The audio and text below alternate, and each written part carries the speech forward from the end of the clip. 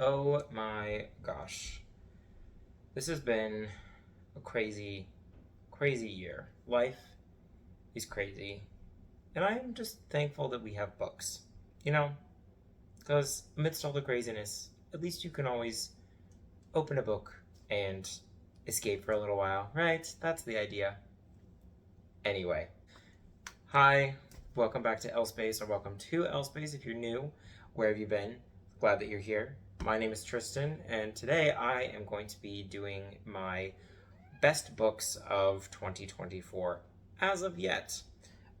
So I have selected 10 books that I am considering as my favorites for this year. They are going to be in no particular order whatsoever. There will be, let's look at this list here. I have my beautiful Kiki's Delivery Service notebook. I have 8 physical books, and they are right here. And then I also have 2 audiobooks, as well as 3 honorable mentions. So I will start with the honorable mentions, and then we'll go into the favorites, shall we? So the first honorable mention that I'm going to be talking about is A Night in the Lonesome October by Roger Zelazny. Now, this is a fantastic sort of young adult fantasy novel, and it is all about these magicians and these people playing the game. And the game is something that you have no idea about. You don't know any details at the beginning, and over the progression of the novel, you figure out exactly what this game is, who the players are, and just a bunch of other interesting details about them. You follow, the main characters are all a cast of talking animals. They are the familiars of all of the magicians, and they are the ones that are sort of on this mission of subterfuge and espionage to figure out who is an opener and who is a closer in this game. And they are all working at the beginning together to figure out who's on whose side and all of these other details that would help their master win the game. But eventually, they start to work against each other, as you would imagine, because they find out that some of them are working for openers while some of them are closers, and that becomes a problem for them. Speaking of familiars, mine is in here. This is Doug is meowing, if that's what you hear. So yes, it's almost dinner time for them, so they're going to be a little chatty. Okay, so yes, it is a fantastic book, and it is one that I would recommend reading in October if I do like a Halloween video, like books you should read for October type of thing. It will definitely feature in that list. Makes sense because, you know, it follows basically every night up until the 31st of October.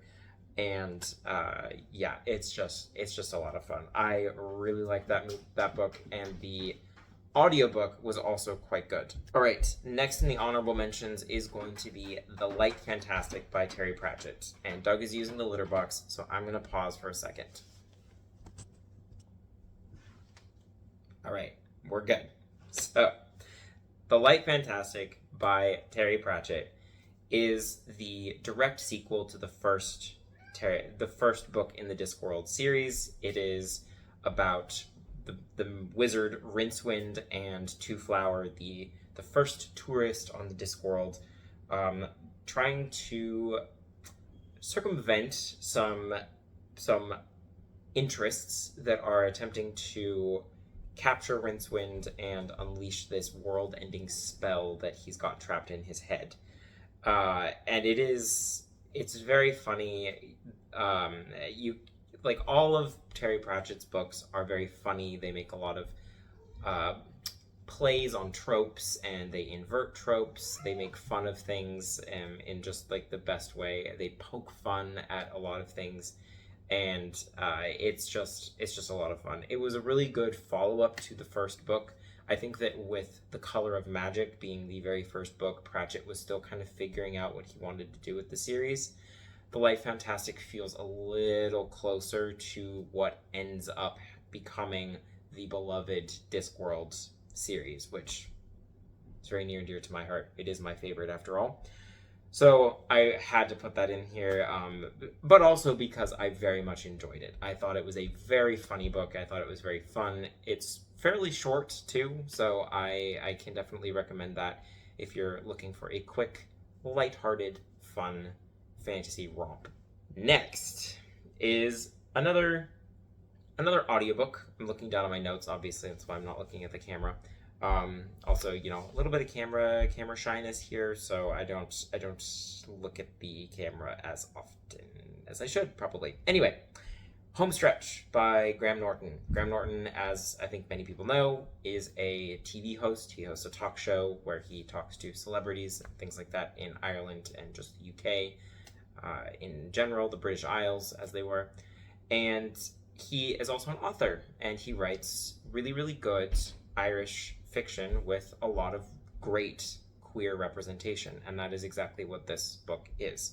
It follows a cast of characters, mostly members of the same family, as they deal with the aftermath of a tragic car accident where their son is the one blamed for causing this accident that killed two other people, and then killed one person and injured permanently disabled another. It is a beautiful story about finding acceptance and self-love, especially in later life. I think Graham Norton does a great job of writing characters who kind of develop and also sort of come of age in middle age. I think that it's a really good example of the idea that you always are continually coming of age in different ways, and I definitely believe that there's no just set coming of age. You don't just become an adult when you turn 18. I think that there's a lot of different processes of growth and change and development, and I think that as you progress through your life, and I think that Graham Norton does a really good job of really putting that on display and showing that it's fine. There's no set timeline for everything. Everything happens in its own time, and I really, really love that. So definitely check that one out. That's a good honorable mention, and that is Homestretch by Graham Norton. Here are the favorite books of mine as of June 30th, 2024. For my favorite books of 2024, and like I said, have 10 of them. They are in no particular order. The first one that I present will not be my favorite. I don't think I have a favorite out of this stack. They're right here. I think I already mentioned that. That's fine. I could potentially choose a favorite. I might see as I'm talking about these, if I do have that. Maybe we'll see. So, the first one I'm going to talk about is Alibis by Andre Aciman. Now, you might be saying, wait a second, Tristan, isn't Andre Aciman the author of Call Me By Your Name, the book that if you could get a memory enema to erase the memory of that book, would you get it? Yes, I absolutely freaking would. I hate that book so much, and I was mad at Andre Aciman for writing it. However, I wanted to give his other writing a shot because while I despise that novel, still do, I was going to put it in past tense, but I still despise it. While that novel rests as the pinnacle of what I hate in a novel, I recognized that he is a very good writer. And so I was curious, does he have range? Can he do other things besides writing terrible attempts at queer fiction?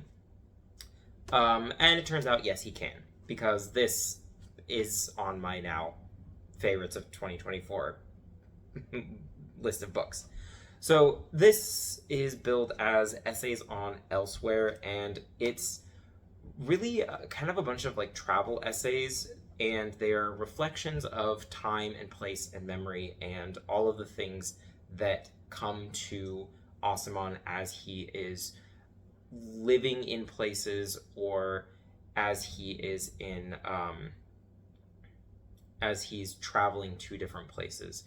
He talks a lot about living in exile. He is a Sephardic Jew, and so he was born in Alexandria in Egypt, but when the Jews in Egypt were expelled, or his family at least was expelled, he found refuge in the United States.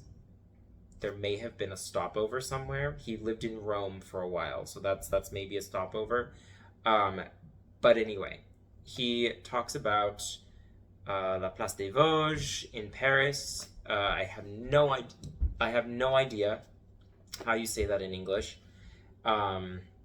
He talks about Barcelona, New York, Cambridge, here in the Boston area, and honestly, it was a really fascinating meditation on just his travel and his experiences. So I can actually recommend his other writing, despite the fact that I'm still a little mad at him for writing Call Me By Your Name. I may check out some of his other fiction at some point, but for the time being, his nonfiction certainly has proven to be quite good. So that is Alibis by Andre Aciman, essays on Elsewhere. Alright, so this next book should come as absolutely no surprise to people. I sang its praises quite extensively during Pride Month, and also just like in general, and that is Arrete, avec, mensonges, otherwise known as Lie With Me, as the English translation, translated by Molly Ringwald. I've put up the English cover on this channel enough times to where I now know the translator's name, even though I've never read the translation. So I actually can't tell you if Lie With Me is a good translation or not. But anyway, this is a piece of autobiographical fiction. He is reflecting on his life as a young man, Philippe Besson is, and he revisits a childhood or maybe adolescent romance that he had, or an adolescent fling, affair, whatever you want to call it. He's reflecting back on that. And this book is really all about lies, truths omitted, and truths that we keep from ourselves, about ourselves, and all of that. Dealing with repression, silencing, and other things of trying to erase minority voices, etc. Minority voices and experiences. I found this book to be very engaging, despite its short length. I thought that it was very well crafted. It was the narrative made a lot of sense. It flowed well. There was enough depth given to everything in the book that I felt that the short length did not make the novel, the quality or the contents of the novel suffer by any means. It is beautifully written, it's heart-wrenching, and I think that it's such a beautiful, mature look at queer existence in a rural setting. And definitely one that I would recommend everybody reading, because I thought that this was just brilliant. Next is I Capture the Castle by Dodie Smith, which is one that I listened to on audiobook. This book, I am going to look down at the synopsis, because it's been a little while and I just want to make sure that I'm getting all of the details correct. So, through 6 turbulent months of 1934, 17-year-old Cassandra Mortmain keeps a journal filling 3 notebooks with sharply funny yet poignant entries about her home, a ruined Suffolk castle, and her eccentric and penniless family. By the time the last diary shuts, there have been great changes in the Mortmain households, not the least of which is that Cassandra is deeply, hopelessly in love. And I really loved this book. It's a classic. That's definitely something important to note, because if you are somebody who is interested in reading classics, this is one for you, for sure. I just loved Cassandra's witty character, the way that she wrote her diary entries. Well, obviously, the way that Smith wrote Cassandra writing her diary entries was just so much fun. I am a huge sucker for the epistolary novel. So using the diary as it's a similar form, obviously. It's an intimate confession, basically, of your interiority. I think it's a very fascinating way to write a novel. And the fact that she wrote the voice and the diary entries so convincingly that you could really, really imagine that this is a real person's diary, I thought was brilliant.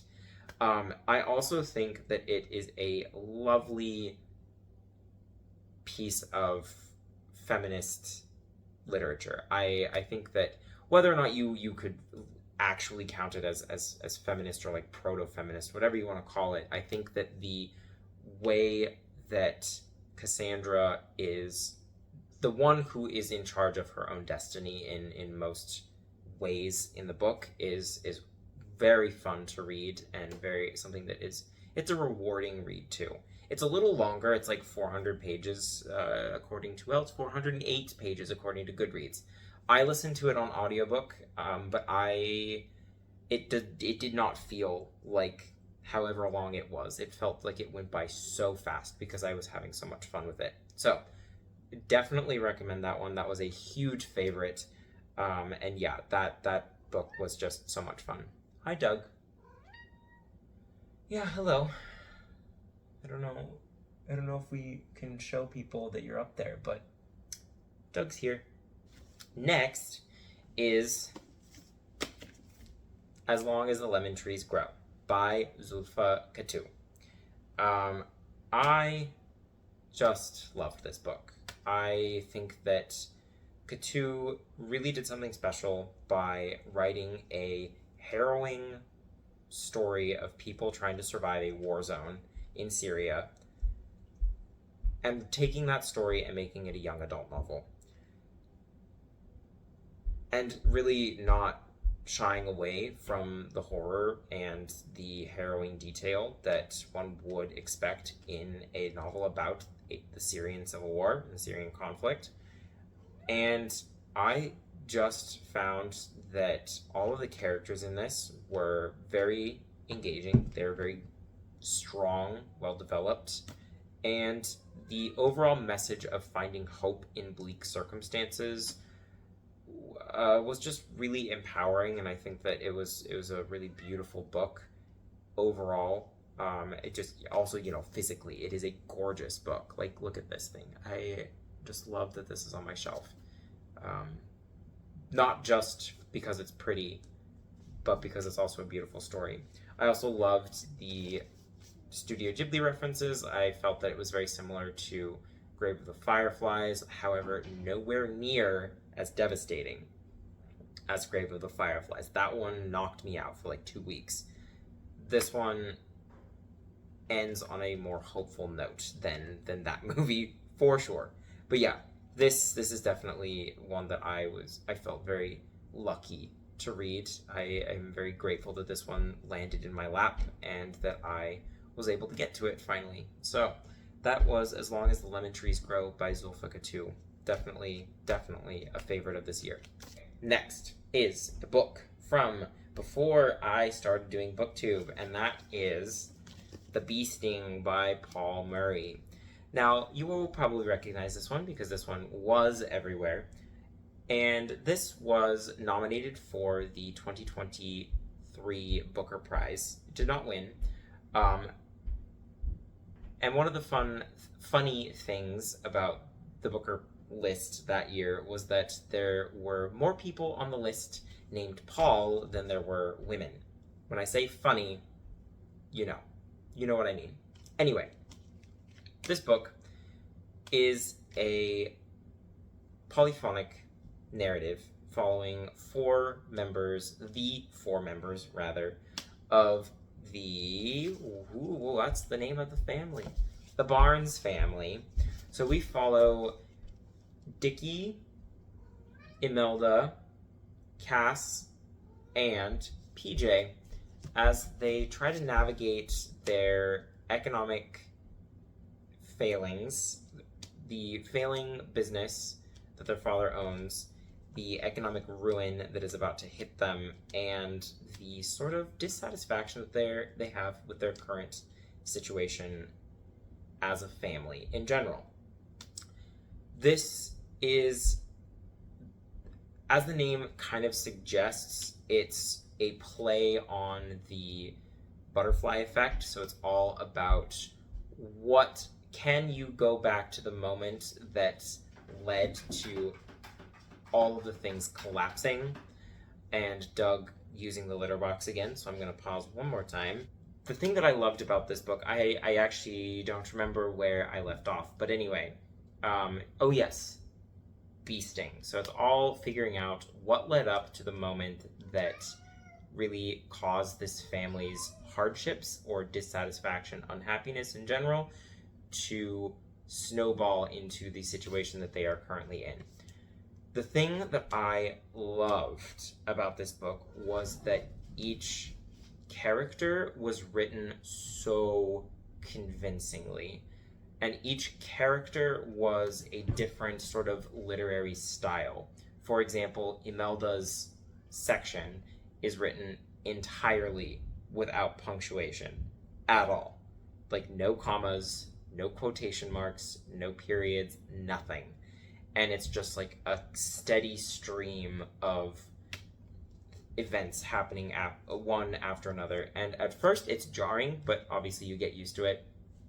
And I think that Paul Murray did a fantastic job at rendering each of the characters in unique and convincing detail, to where you do really feel like you're reading the voice of an 8-year-old, or however old PJ was. I actually don't remember, but yeah, it was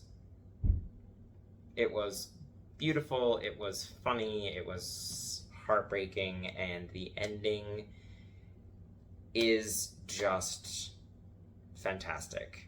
I think a lot of people are pretty mad about the ending. Hi, cats, they're playing again. They have the zoomies. I think that a lot of people might be mad about the ending because it leaves... I won't say anything. But I loved it. I thought it was brilliant. I thought it was so cool. So anyway, I really, really love this book. And the other thing that's nice about it is that even though it's huge, it's like almost 600 pages. It's over 600 pages. Excuse me. It goes by super quick, and it does not feel like 600 pages, because once you start reading, you're hooked, and you read like 100 pages at a time. So that is The Bee Sting by Paul Murray. Definitely a new favorite.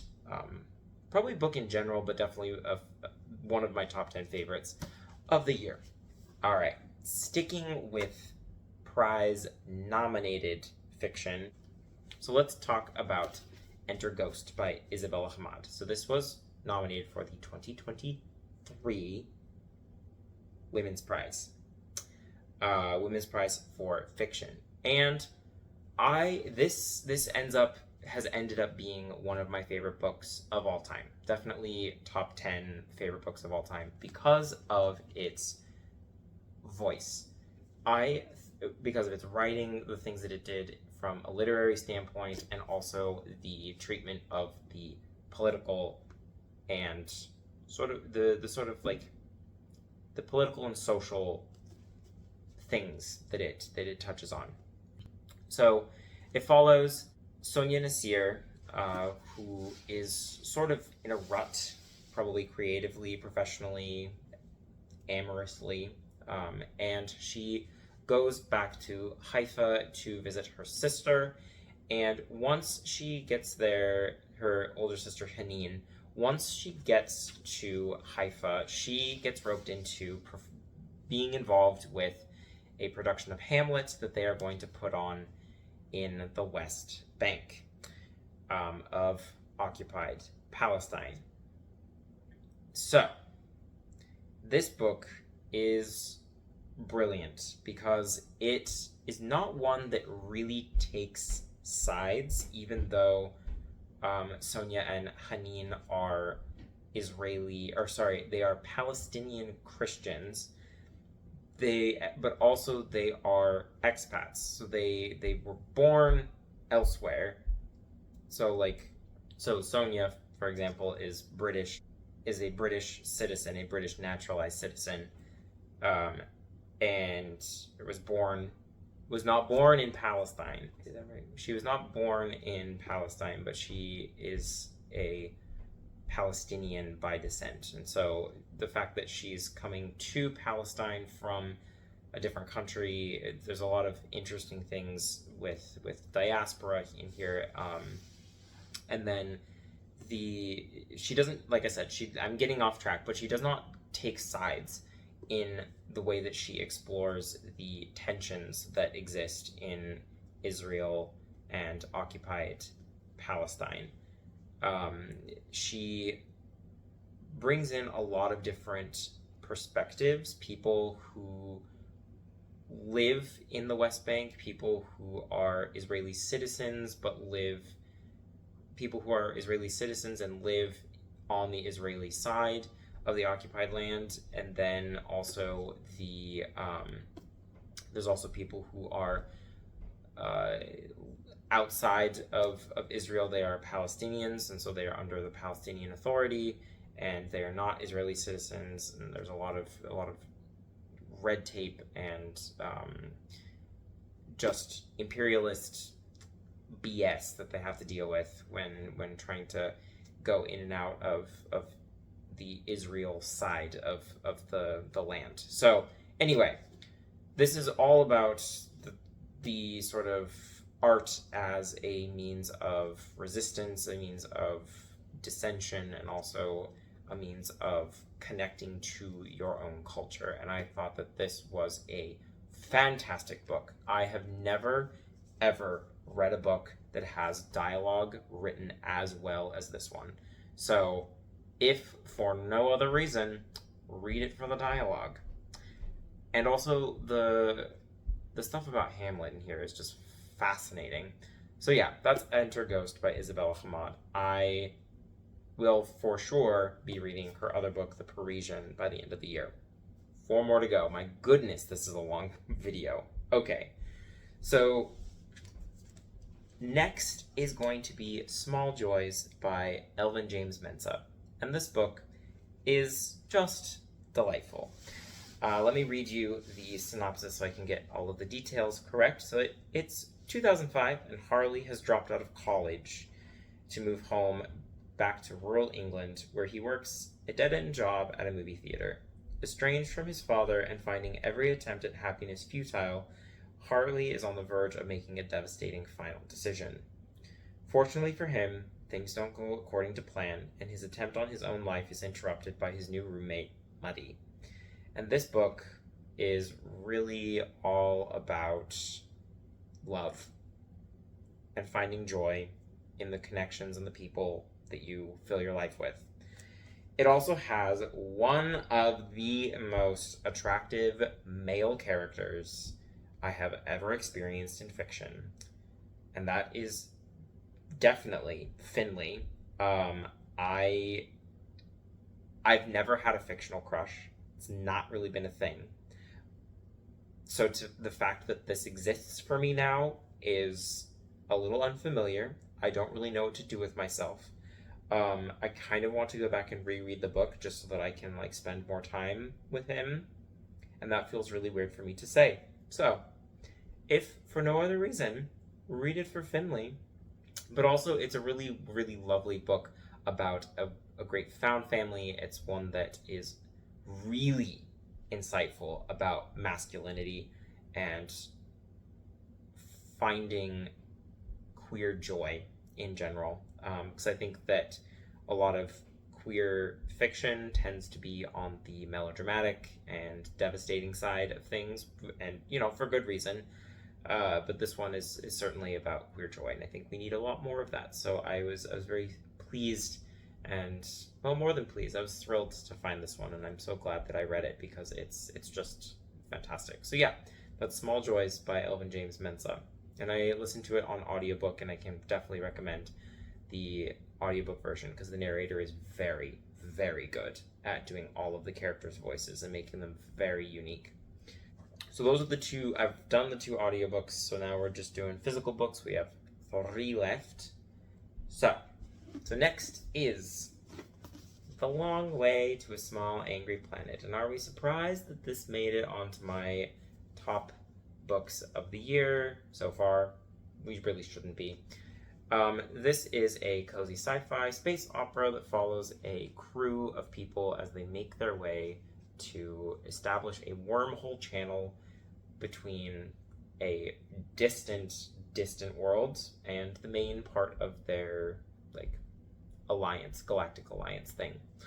And it's very character driven. It's one that spans. It's one that has a lot of different species of sapience and you learn a lot about the culture, the way that they express love, family structures, all of those things in the different, as well as their history and culture, their cultural history and all of that along the way. And it is just brilliantly thought out. Becky Chambers did a phenomenal job. I am so happy that I finally got to this because it's always been kind of on the back burner, in the distance for me, and so it's I took the long way around to getting to this, but I'm very happy that I'm here now. I found my way to the Wayfarers series, and I will for sure be reading more. So yeah, loved this book, and I think a lot of people do for really good reason. Next is It Was Vulgar and It Was Beautiful by Jack Lowery, and as it says on the tin, this is how AIDS activists used art to fight a pandemic. And this is all about Grand Fury, the members in Grand Fury who were responsible for creating the art, the posters, the propaganda for ACT UP during the AIDS crisis. They were the ones that all of the visual art and visuals that you saw from there. That was their design. It did a fantastic job of presenting the issues of the social movement, but also the lives and the challenges that the lives and the challenges of the members of Grand Fury as they sort of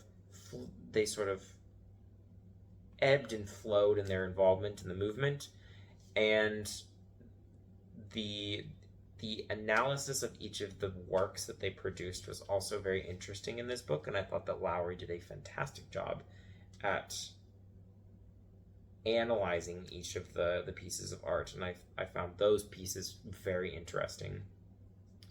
And also, he did a fantastic job of bringing other experiences into the conversation. So we got quite a few female voices in here. We got several people of color giving their experiences, and so it was not all centered on the white men, which is something that happens a little too often in the gay discourse, but I was very pleased with the overall presentation and execution of this book, and I could not recommend this more if you want to learn more about the AIDS crisis and the art that went into it and came out of it. Because also a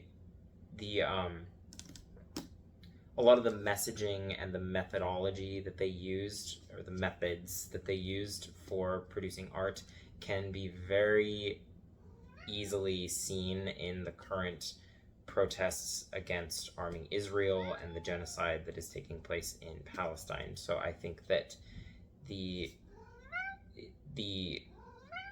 echoes of this movement can definitely be seen in the modern movements for liberation and justice.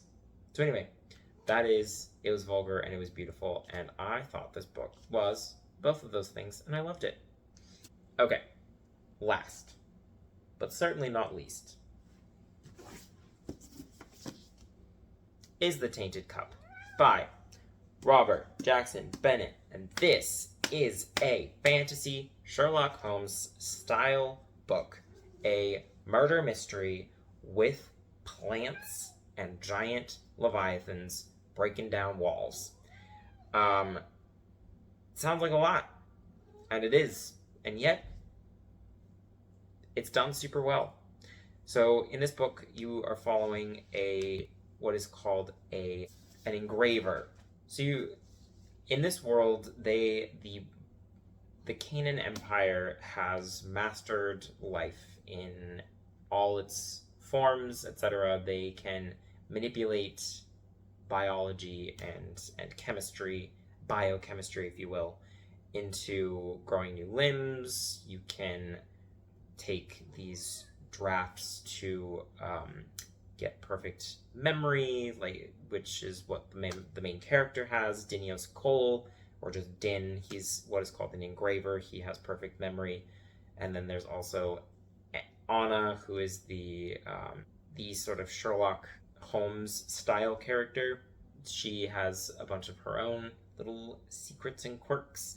But yeah, people can get grafts so that they're super strong, or they're super fast, or all sorts of things, and it's just a super interesting setting and premise to be working with. And I think that's what I loved about this book the most, was the setting. I very much enjoyed the mystery and the exposition, the unfolding of everything that happens involving the mystery. But what really stood out to me in this book was absolutely the setting.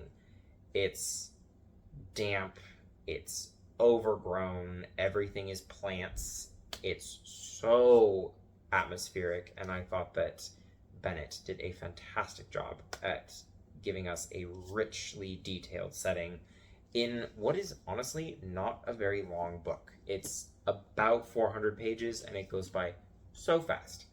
And yeah, you have like the pretty classic Sherlock and Watson. Oh gosh, Sherlock is the first name. I don't remember what Watson's first name is. Anyway, you have the Sherlock Holmes and Dr. Watson duo, where one is a little bit timid military man, and then you have the eccentric but brilliant detective. And this book was just a lot of fun, and it's a series, so there's going to be more coming out for this, and I'm really excited to learn more about what's going on after this book, because there's some questions that I have that are not answered in this book, because there's little seeds that he plants in the middle of the book that he doesn't resolve. So yeah, I will be very excited to read the next one of this, and this is definitely a fantastic fantasy book, and I absolutely loved it, and definitely a favorite of 2024 thus far. So that's it. Those are the top 10, in no particular order, favorite books of mine for up till June 31st, and I hope that you enjoyed hearing my thoughts and my sort of review about them. I certainly enjoyed reading them, and it's nice to kind of look back on them and really figure out what was the best of the best, or like what was the best reading experience. And I kind of went back and forth on quite a few. There were some that I was like, should I even put this in the honorable mentions? There was one book that I rated 5 stars, but I did not include it on this list at all.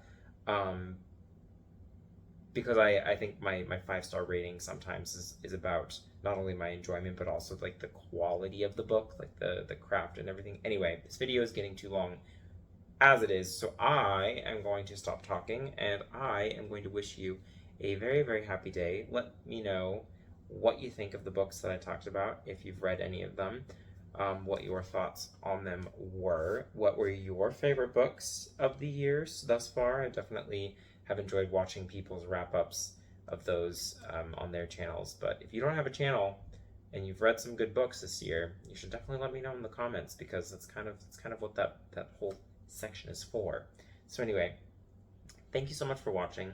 I'll be back hopefully fairly soon with another video. Life has been crazy lately, so we'll see how things go, but my intention is certainly to be back with you very soon. In the meantime, take care, happy reading, and I'll speak with you soon.